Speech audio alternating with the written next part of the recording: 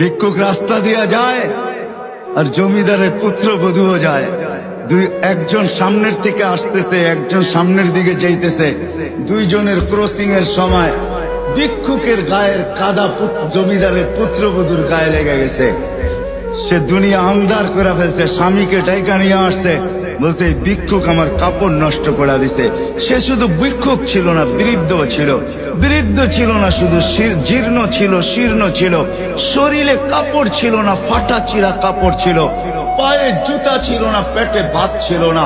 জমিদারের পুত্র সইতে পারে নাই, যৌবনী শক্তি সয় তো সয় কি কইরা। তার স্ত্রীর গায়ে ভিক্ষুকের কাদা, বস সমগ্র শক্তিকে হাতে জমা করা, একত্র করা বৃদ্ধের গালে বসায় দিছে।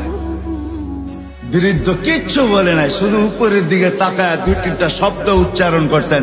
শব্দগুলা হলো ইয়া মাল্লা তারা হলো ওয়ুন, ও আল্লাহ চোখে দেখা যায় না। ও তারা কুল্লা শাই, তুই সব দেখিস। ফারা তারা মা বি, তুই কি দেখিস না আমার সাথে কি ঘটতেছে, এটা কি দেখিস না? বলতে দেরি যুবক, মরতে দেরি হয় না। জমিদার চলে আসছে, প্রতিশোধ নিবে। বৃদ্ধের একদিকে মুস্কি হাসি, একদিকে বলতেছে প্রেমের খেলা এমনই হয়। জিজ্ঞাসা করছে কিসের প্রেমের খেলা রে? বলছে ওর প্রেমিকার গায়ে আমার কাদা লাগছে, পায়ের কাদা লাগছে, ও সইতে পারে নাই।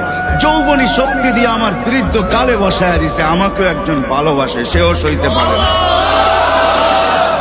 সেও সইতে পারে না। ও তো থাপ্পড় দিয়া খেন, সে জান নিয়ে নিছে, জান।